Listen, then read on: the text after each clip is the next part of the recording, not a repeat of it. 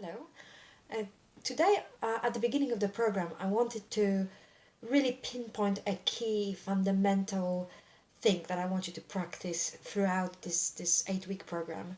And this will really help you, hopefully, stop the cravings, stop the snacking, feeling healthier, more energetic, basically feeling better in yourself, and it will contribute to your weight loss as well.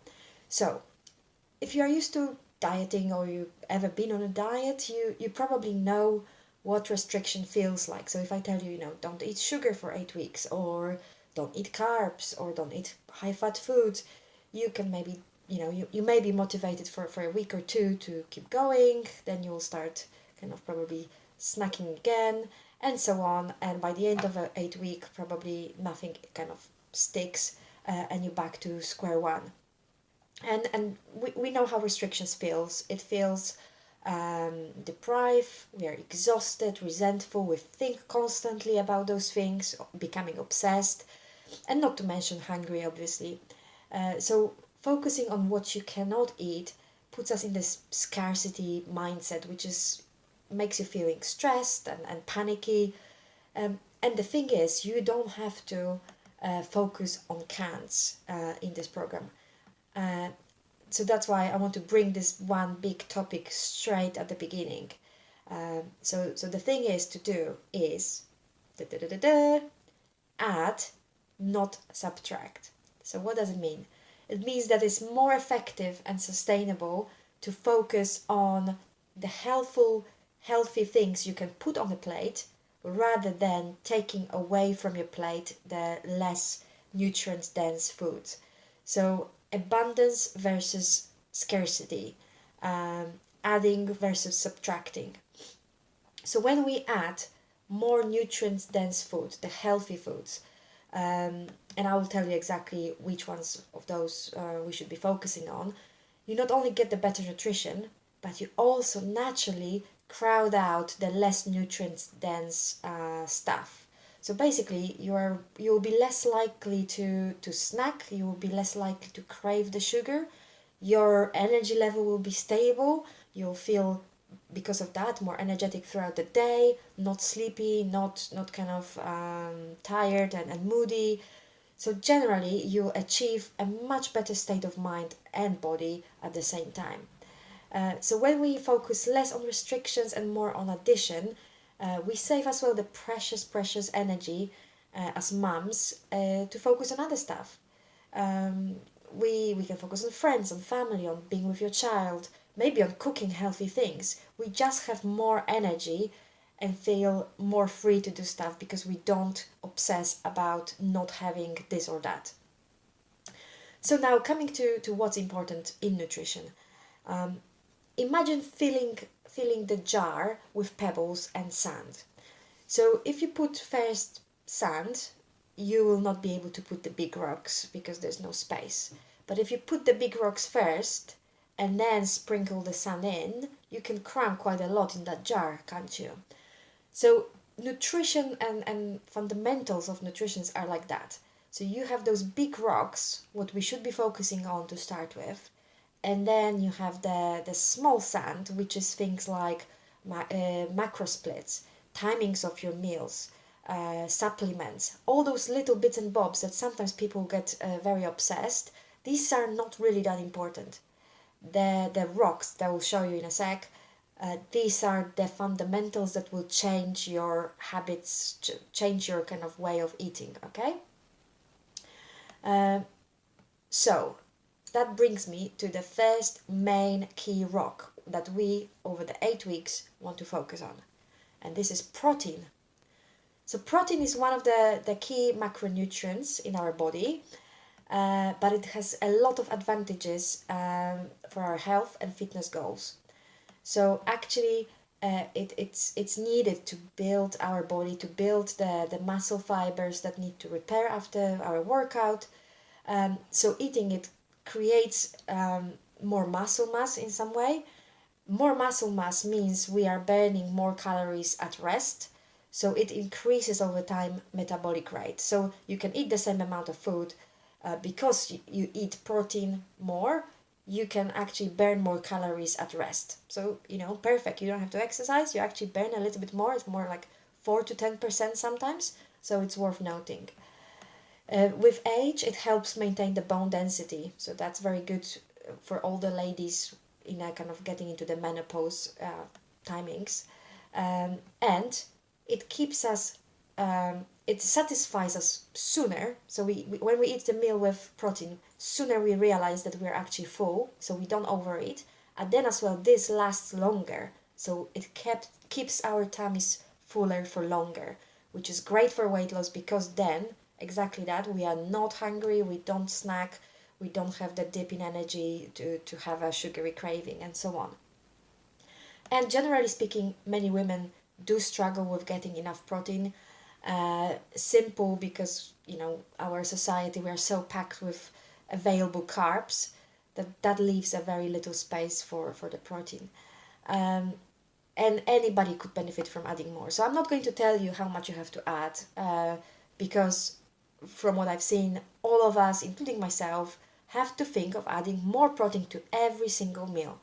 If you're not sure how big that should be, think of a palm of your hand. So this is for your main meals at least, and for snacks maybe half of that.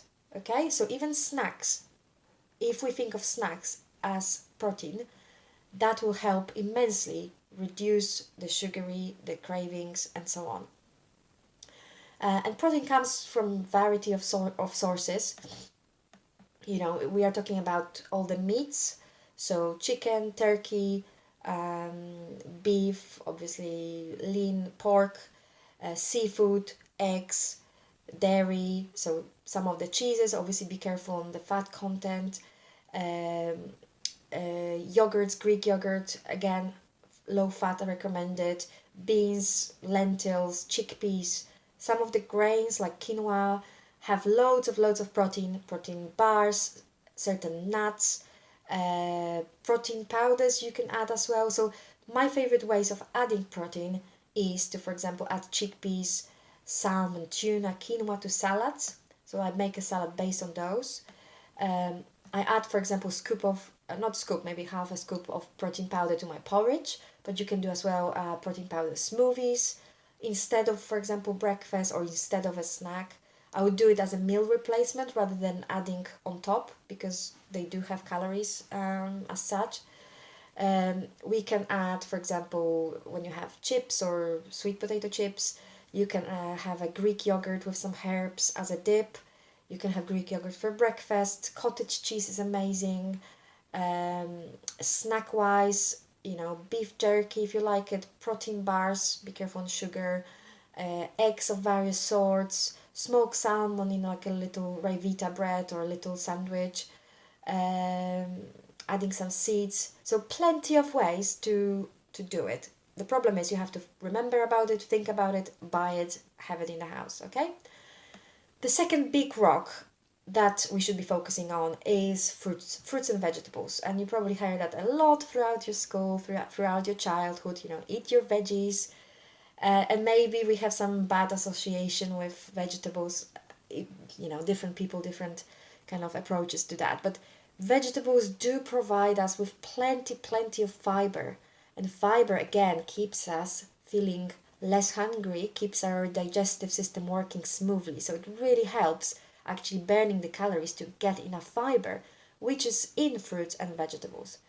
Obviously, vitamins, minerals that we need to function optimally. So this is the comparison sometimes I make with a car. If you put the wrong oil or the wrong petrol, the car will break. And if you don't have the vitamins and minerals you need, the body as well will stop function. You may not maybe notice that straight away, but years over years it will accumulate, and unfortunately it may be too late and do something about it. Okay, so vitamins, minerals are needed to create the hormones for functioning properly, including metabolism, including digestion. By adding vegetables, we add volume to our plate, so the meal looks bigger, but actually they have very little calories typically, especially the green vegetables like spinach, the leaves. So we naturally eat more, fill up more, crowd out again the less nutrient dense foods. And a lot of the vegetables, if you do them correctly, they have amazing flavor. They add amazing kind of angle to our meal. We want the meals to be delicious. We don't want them to be boring. There's nothing wrong with enjoying foods.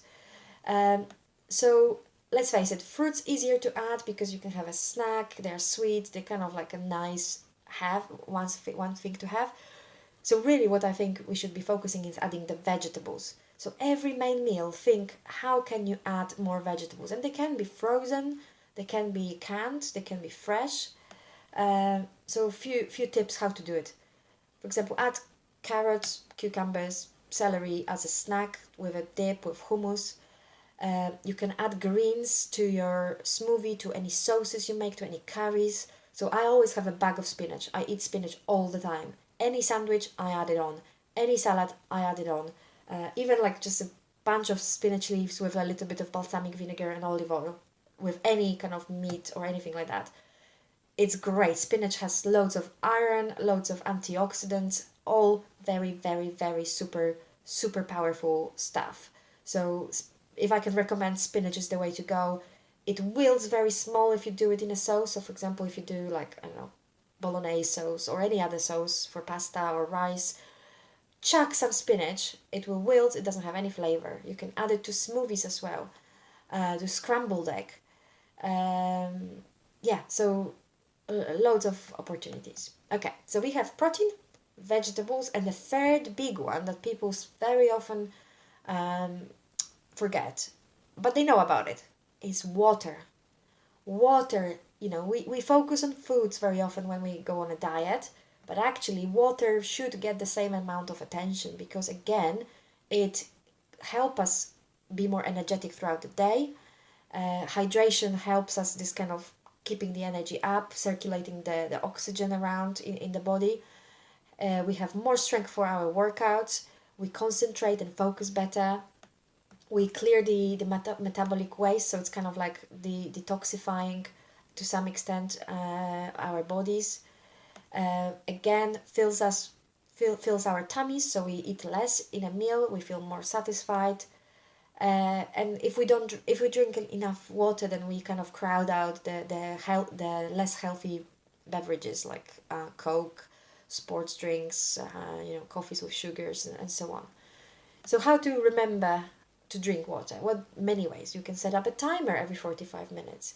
You can have a bottle. Their bottles now have like little labels saying, by 2 p.m. drink that much, by 6 p.m.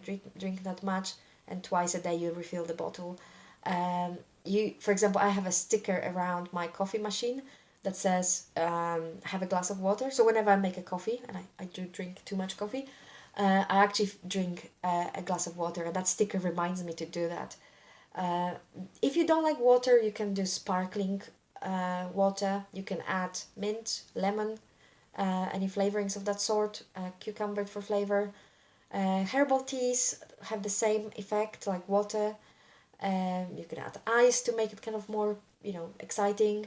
So different ways, but having those recommended 2 liters a day is perfect.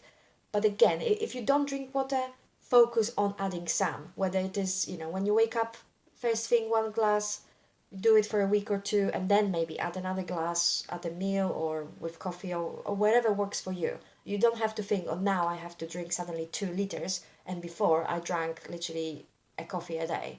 So depending where you are with your habits, you don't have to go full on to start with. Start small and then grow that habit as we get along. Otherwise, the life gets in the way, we forget, and so on.